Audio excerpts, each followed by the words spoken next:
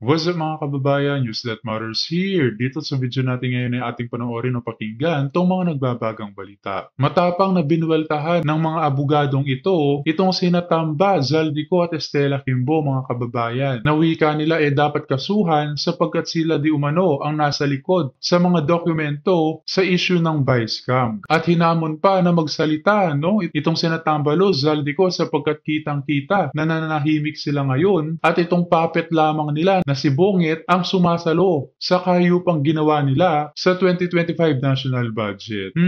Pero bago ang lahat mga kababayan, huwag niyo po sana nakalimutang mag-like at subscribe para updated ka sa mga uploads ko araw-araw. At yun na nga mga kababayan, na pag-alaman din na itong mga makakaliwang grupo nakatanggap ng malakihang pondo sa mga bangag sapagkat nakikisapakat na sila o nagiging alay na nila Tambaliza Bungit, itong sina Franz Castro, Raul Manuel, Robles, Hontiveros at iba pa di umano, na ang layunin ng mga bangag at ng makakaliwang grupo pabagsakin nga siraan ng mga Duterte. Kung kaya naman hindi ko na patatagalin pa, heto na ang buong video. Correct. Thank you very much, Kong Sino. I think maraming mga Pilipino, especially yung mga nagulat din sa revelation na to, Kong Sin, na nag-aabang. Ito talagang sa petition na finally na-file na sa Supreme Court. Kung klarin ko lang, pagka may na-file na naunang petition, hindi naman necessarily na wala nang ibang pwede mag-file, Kong, di ba? Si Attorney Speaker Alvarez ang magaling sumagot yan. Correct. Since nandito din na, yun nga, I think we are really honored to be joined by the former House Speaker himself also, and to Congressman Bebot. Please tell us, sir, you were once a House Speaker. Itong mga pangyayaring ito, sir, dyan, sa Congress, what can you say about this, sir? And especially on this petition ngayon nila Congressman Sid sa Supreme Court. Well, sa mga nangyayari ngayon sa Kongreso, talagang irregular ito. Dahil sa aking pagkaalam, matagal na rin ako naging congressman. Ngayon lang ito nangyayari. Correct. Yung ibang mga nakaraang speaker, including myself, hindi kami nagkaroon ng lakas ng loob para pakialaman yung budget na naaprubahan na ng plenary. Kasi ang proseso kasi dyan, BICAM report. So yung BICAM report na yan, pirmado yan ng lahat ng mga BICAM members. Ngayon, dadalhin ngayon sa plenary, paaprubahan sa lahat ng mga congressman. Yun ang pagbubutuhan. Kung ano yung napagbutuhan doon, yun naman ay dadalhin ngayon sa magiging enrolled bill. So subject na sa printing. From printing, yun na yung iaakyat nila for signature ng presidente. Ngayon, dito sa mga nangyari, ay nagkaroon tayo ng ebidensya na blanco yung mga itong dumating sa plenary na BICAM report, blanco, maraming items, blanco. Ang tanong, bakit pagdating sa enrolled bill ay na-fill upan na? So saan nila nangyari ito? Sa printing. Doon po nangyayari yan. Pinakialaman nila yung printing. Hindi sinunod kung ano yung inaprubahan ng plenary. Kaya nung dumating sa Malacanang, kumpleto na yung yung bill. Na hindi dapat, dahil dapat yan yung enrolled bill mag-reflect doon kung ano yung inaprubahan ng plenary. Ang pwedeng makialam doon, siyempre number 1, Speaker of the House. Number 2, yung chairman ng Appropriations Committee. Ayun, natumbok mo, attorney. Kaya pala nananahimik ngayon itong sina Tambalos, no? Ngayon alam na natin kung sino talaga ang mga salarin dito sa likod ng vice scam na ginawa nila. O kaya yung SecGen, pwede rin makialam doon. Correct. Kasi nga, yun nga yung, I think, ang punto doon. Blanco naman yung pirmahang BICAM, at yun nga sinasabi nila, sa enrolled bill, kompleto naman. So wala naman problema dapat. But yun nga ang sinasabi mo, Kong Sid at Kong Bebot, BICAM yung basehan ng enrolled bill mo. Oh. Dapat kung blanco ang BICAM report, blanco yung inaprubahan ng plenary, dapat ang enrolled bill mo, blanco rin. Hindi pwedeng blanco-blanco tapos bigla nagkaroon ng amount doon. Doon ang problema. Correct. When you were House Speaker, Kong Bebot, this has never happened. Hindi. Mahirap yun kasi hindi ako nagkaroon ng lakas ng loob para gawin yan. Dahil as a lawyer, alam natin na crime yun. May krimen na nangyari doon. Criminal act yan. Mahirap yan. Correct. Thank you, Congressman Rebot. I'd just like to get also the comments of our chairman from the Duterte Youth Party List. Sir, the party list Duterte Youth has been an advocate. I've voted for you guys. Strong advocate for good governance and transparency. With all this po na nangyayari dyan sa Congress, especially itong sa BICAM findings, expose, ano po ang tingin nyo dito, sir? Your thoughts on this matter? Yes, sir. Unang-una, we're very honored na makasama ang ating dalawang veteran na members of Congress kasi sila ay Speaker and Chairman ng Appropriations. Kumbaga, lahat ng technical aspect ng patungkol sa budget, kaya talaga nilang ma-detect yung mga nangyayaring irregularities ngayon. Kasi madaming nakikinig sa ating mga Pilipino, milyon-milyon, talagang ang kasama po natin ngayon, talagang kaya nilang ma-detect kung ano yung mga nangyayaring irregularities ngayon. Number 2, dun po sa side po ng Duterte Youth Party List, ang na-observe po namin, yung nag-communicate sa amin yung Appropriations Committee ng House. Ngayong January, sinabi sa amin na Kong, sorry po, zero budget allocation po kayo ngayon 2025. So kami, siyempre, kami naman sa Duterte Youth Party List, busy lang kami pakikipag-debate, pakikipag-away dito sa mga makakaliwa sa Kongreso. Talagang tinututukan namin yan kasi ayaw namin yung ating mga kabataan ay ma-recruit ng mga makakaliwang grupo at maging NPA. Tutok rin ng Duterte Youth Party List sa pagtulong sa ating mga pulis at sundalo, tropa ng gobyerno. Yun ang pinagkakabisihan namin. Tapos siyempre, para sabihan kami na kami ay zero budget allocation ngayon 2025, talagang kaya namin na-realize kung ano ba yung nangyayari doon sa BICAM na yon. Kasi ang ating mga kasama ngayon, alam na alam nila yan eh.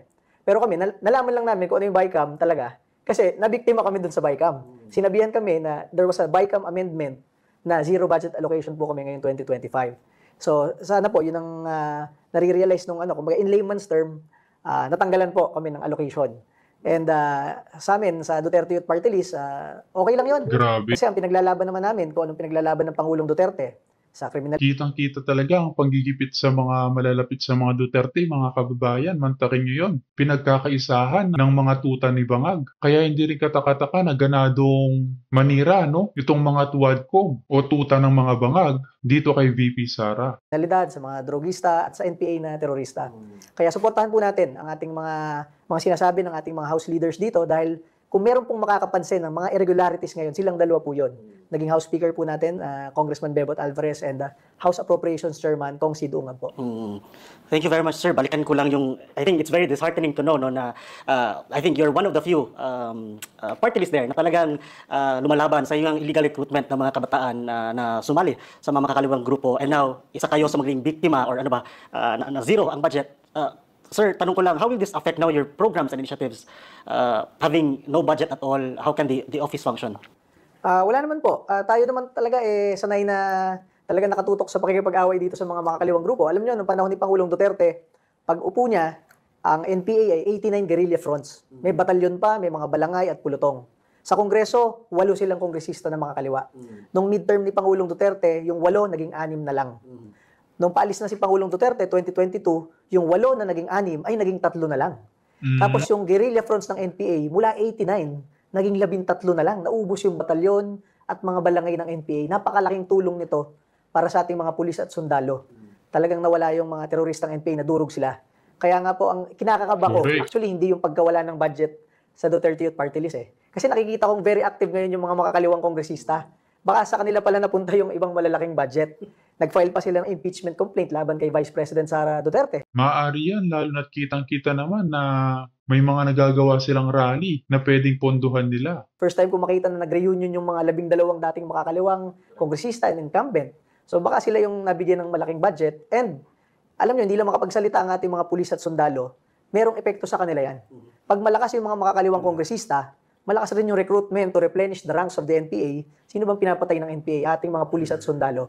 Kaya yun lang po ang aming concern mula sa Duterte Youth Party List na parang naubos ni Pangulong Duterte ang ating mga NPA terrorists. Talagang from 89 units, naging 13 na lang, ngayon 7 na lang. Baka ngayon pa lumakas uli. Kaysa maubos sila ngayon 2025, baka napupunduhan sila. So dapat po yan ang pagtulungan natin ngayong eleksyon na ito. Talagang maging mapagmatsyag po tayo sa ating mga iboboto ngayong midterm na ito. Paano ba naman kasi sir, bali-balita na itong mga makakaliwang grupo nagiging kasapakat na ng mga bangag. Nagpapagamit para masiraan nga ang mga Duterte. Para hindi na makabalik pa ang kanilang kalaban ng mga Duterte. Thank you, Sir Ronald. No, I think the points you've raised, few of the effects na nga itong mga nangyayari, especially sa budget dyan natin sa national budget natin. Balikan ko lang Kong Sid and Kong Bebot itong sa petition na final natin sa Supreme Court, Kong Sid. I think the question right now of the ordinary Filipinos, napasa na doon sa Supreme Court. Ano ang ina-expect natin sa part ng siguro sa Supreme Court na next step or even sa mga concerned agencies na maaaring na-involved, the DOJ, the all other agencies na magiging apektado sa petition na to? Well, sa akin, no, ako ay naniniwala pa rin na yung sistema dito sa ating bansa ay gumagana. Lalong-lalo na yung meron tayong judiciary, gumagana siya.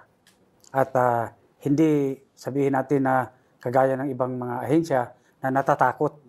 Takot dahil alam naman kung balikan ka nung administrasyon, mahirap din. Kaya nga dito, gusto ko rin magpasalamat kay Congressman Sid Ungab dahil ilan lang sa mga kongresista ngayon na tumatayo talaga. Dahil standing up is the most inconvenient position para tumayo ka laban sa administrasyon. Pero hindi naman po pwedeng, basta umupo na lang tayo kahit nakita na natin na talagang talamak yung katiwalian, garapalan talaga yung korupsyon. Lalong-lalo na sa House of Representatives. Matindi talaga. Thank you, Kong Bebot. Congressman Sid. Well, I am hoping that the Supreme Court will act on this. As Congressman, former Speaker Bebot had said, we have very high trust in the judiciary. At saka, wala na tayong pwedeng pupuntahan kasi napirmahan na yung budget. This is the only last recourse we could do to seek adjudication from the Supreme Court para mapag-aralan nila yung mga facts and figures na i-present natin.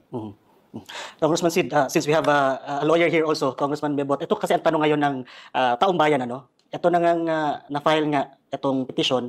Pagka ba eventually ma-declare na null and void, maapektuhan po ba ang pagtakbo ng gobyerno? Palagay ko hindi kasi magkakaroon ng reenacted budget. Sa reenacted budget, siyempre ang priority doon yung MOOE, kung paano mag-operate yung gobyerno. So, ang mangyayari lang, Congressman, ibabawiin yung budget or ano? Pwedeng hindi i-release ng DBM. Okay. Ngayon, makakapag-antay naman yung mga infrastructure projects. Bale, ang budget kung yung MOOE. MOOE yung services papatuloy. sa taong bayan. Patuloy yan. Ngayon, Congressman, Sir Ronald, I think this is something na every concerned Filipino is really look forward to kung anong maging development ng petition na to. And I think this will also serve as an inspiration to other Filipinos na gaya nga ng sabi ni Congressman Bebot who will also stand up and speak up about these irregularities that we've seen. Kinonfirm niya naman na may blanco yung BICAM and sabi niya, the technical staff were authorized by both houses to make the necessary corrections. And tukoy na ang budget sa blank items before lagdaan ng BICAM at importante daw, kompleto at walang blanco ang enrolled bill. Your comment on that, Tom? Unang-una, magpapasalamat ako at gi-admit niya na totoong merong blank item sa BICAM committee report. Sinabi niya yon. While yung iba niyang kasama doon sa BICAM, really denied, no? I can count on 4 na nagsabing walang 3 or 4 na walang blanco. But you hear it from her, sinabi niya may mga blanco. At sinabi niya na may predetermined amount. Okay, ang sagot ko yan, kung may determined amount, bakit hindi niyo sinulat sa blanco? Bakit blanco pa rin? At saka yung sinabi niya, technical staff are authorized to make the necessary corrections. Kaya ganyan na lang nagiging paraning ngayon itong sina Tambaliza Bunget, mga kababayan, na bali-balitang i-shutdown di umano ang gobyerno kapag idinaklara ng korte na unconstitutional itong 2025 budget. Dahil ang habol talaga nila dito walang iba kundi ang akap ayuda na gagamitin nila sa darating na eleksyon. Kung titingnan mo yung omnibus motion, and I think she signed that omnibus motion, omnibus motion is very clear that the technical staff are allowed to make corrections in cases of grammatical, typographical, and printing errors. Yung pag-fill up ng blank item, that is not anymore grammatical or typographical. You are practically putting a substantial amount in what could have been 0 or blank. Kung blank yung BICAM report mo, tama yung sabi ni Speaker Bibot na pagdating mo sa enrolled bill, blank din yan. Kasi you have to faithfully comply or copy with what is written there sa ratified version ng House. So, maganda ngayon at sinabi nila at sinang-ayunan yung sinabi na may blanco nga sa BICAM. Pero mali yung sinabi na ministerial corrections. That can never be because the technical staff are only authorized to make typographical, grammatical, and printing errors. Thank you, Congressman Sid. Congressman Alvarez, your comments on that statement. Well, may nagsabi kanina na politika lang yan, di ba? Talaga namang part ng political process ito Political exercise ito. Na merong budgeting, merong anomalya sa proseso. Natural, questionin natin yan. Ngayon, sinasabi nila na karapatan natin yan, tama yun. Kahit daw magpunta, kahit anong korte. Wala naman tayo ibang pupuntahan, Supreme Court, di ba? Yun lang ang pupuntahan natin. Hindi naman tayo pwedeng pumunta ng Victoria Court. Supreme Court ang pupuntahan natin, Korte Suprema. Hindi pwedeng kahit anong korte pwedeng puntahan. Hindi pwede. Mali yun. Congressman Alvarez, as a lawyer, yung sinabi na, pwede ba talaga, klaro naman nasa omnibus guideline, no? Pero yung sinabi niya na the technical staff were authorized naman daw to make the corrections. Tama naman yan. Tama yung sinasabi ni Congressman Ungab kanina na pwede naman talagang authorize yung technical working group para gumawa ng corrections. Pero hindi yung palitan mo yung amount o dagdagan mo yung amount. Hindi ganon. Grammatical errors, typographical errors, pwede yun. Yung mga minor things na hindi naman apektado yung mismong yung talagang laman ng budget. Correct. Especially the figures, the amounts. Correct. Thank you, Congressman Sid and Congressman Bebot. Sir Ronald, I'd just like to get your thoughts also after hearing their comments on that matter. As a Filipino and an advocate for transparency, what's your thoughts on that, sir? Yes, Development, no? Last January 27, ikaw po, Congressman Sid, together with Attorney Vic Rodriguez and some other concerned Filipinos, finally filed the petition dun sa Supreme Court to declare the national budget null and void without force and effect. Last January 27, you did that, Kong. So please tell us more about this step, Congressman Sid.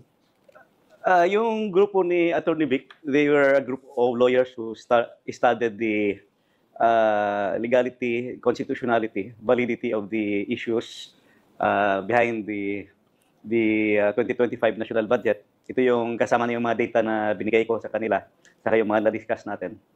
Well, partly, kung ma-remember mo, yung before lumabas yung pinalabas natin na data dito sa Basa Revenue podcast, yung may nakita tayo na mga blank items sa BICAM report, the biggest issue na bumabalik-balik talaga, yung nahabol or na-overtake ng budget ng public works, yung budget ng education sector. Well, let us be reminded, and I think everybody agrees, that the biggest investment that this country and the government should invest is on education. Because education is the equalizer. It bridges the gap between the rich and the poor. It bridges the gap between wealth and poverty. Lalo na sa atin dito sa Mindanao, we belong to the poor areas daming underdeveloped areas dito sa Mindanao. So the only way we can develop, hindi naman tayo mamayayaman, wala tayong kapital. So utak na lang ang ating puhunan at saka pawis. So we have to study, make sure that our children get the right education. And aside from that, preparing our future, preparing our children, we can only be competitive worldwide if we are educated Filipinos. So ang nangyari, nahabol. So ulitin ko lang yung nangyari sa budget. When the budget was submitted to Congress, it was clear in the President's message that the highest budget allocation was given to the education sector, which was 977 billion. Then number two, klaro yung presentation nila, yung DPWH was 900 billion. Then pagdating sa BICAM, binawasan ng 31 billion yung 977 billion na DPWH. Tapos yung DepEd, no? Yung education sector pala. Yung education sector nabawasan ng 31 billion, tapos yung DPWH or infra na dagdagan pa ng 288 billion for a total of 1.1 trillion. So ang laki ng agwat. So I cannot imagine our BICAM members forgetting the basic rule in our allocation of resources. May constitutional provision that mandates na highest allocation should go to education sector. Bakit yung nakalimutan yan? Ngayon mga kababayan, anong nangyayari? Balik na naman ang mga enrollment fees sa mga state university na dati ginawang libre nga ni Tatay Digong. Hay nako. Dito pa lamang kitang-kita na ang pagkakaiba sa administrasyon ni Bangag at sa administrasyon ni Duterte na kaysa tulungang makapagtapos ang mga kabataan sa kolehiyo nagiging dagdag pasakit pa itong gobyerno ngayon dahil inaalala ngayon ng mga kabataan at ng mga magulang ang panustos sa kanilang pag-aaral. It's very important, kaya sabi ko, high time that ipaabot talaga natin sa Supreme Court ito. Kasama na rin yung napag-aralan natin dito, yung about sa blank items in the BICAM report at saka yung PhilHealth. Kasi yung PhilHealth naman kasama talaga sa Universal Healthcare Law yun at saka funded by Syntax Law. Yung Syntax Law at saka Universal Healthcare Law mo provides that you have to provide a budget under the General Appropriations Act. Yun na, naka-earmark pa nga yung Syntax Law that you have to provide every year a budget for universal healthcare. And you have to take care of the indirect beneficiaries of the PhilHealth. Paano mo yun nga bigyan ng atensyon yung mga tao na yun? Tinanggalan yung budget, yung 74 billion allocation. So high time that we bring the matter to the Supreme Court for them to adjudicate. Desisyonan nila kung ano yung kanilang adjudication or decision sa mga ibibigay natin na data at mga facts about sa ating petition. So, Congressman Sid, just to confirm, some of the points na you're actually raising to the Supreme Court, na una na dyan yung bakit mas mataas ang budget ng DPWH than education, at sinasabi nga natin nga it's mandated by the Constitution na dapat education should have the highest budget. Yes, that's mandatory. Correct. Number two, the blank items doon sa BICAM report. And lastly, yung sa PhilHealth. Sa PhilHealth, yes, kasama yun. Ito lang ba kung or there are also other points? Hindi ko na ma-remember yung iba kasi nagmamadali akong pipirma the other day at kahapon na i-file na. But I'm still waiting for the received copy kasi pagkapirma ko, umalis na ako. The lawyers went to the Supreme Court yesterday, sila nang nag-file. At yun na nga ng mga kababayan, sana inaliwanagan kayo dito sa balitang ito na kung pagbabasehan lamang kung sino ang malakas talagang lumalaban ang stand ng mga Duterte dito sa Vice-Cam pagdating sa mga blankong espasyo. As always mga kababayan, kita na lang ulit tayo sa next vlog. Huwag niyo po sana kalimutan mag-like at subscribe para updated ka sa mga uploads ko araw-araw. Maraming po salamat mga kababayan. Ingat and God bless.